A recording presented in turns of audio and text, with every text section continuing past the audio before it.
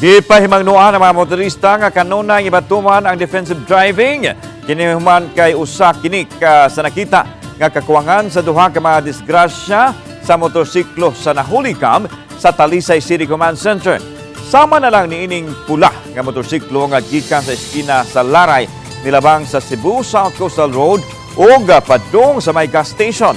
Nagkadasmagay sila nining motorsiklo nga padung sa Cebu City. Nahog ang angkas sa pula nga motor, hinuon nakaangkon lang siya og minor injury og nakasettle ra ang duha ka habig.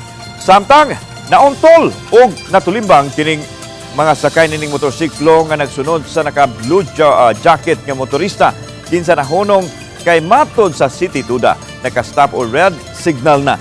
Dugang sa City Tuda nga sakto ang gihimo sa naka-blue jacket nga motorista apan ang nagsunod nini misuway sa pag-beat the red light misangpod sa pagkadrumbo na hinuon nini. Usa kini subling pahinomdom sa City Tuda sa pagtuman gyud sa traffic light.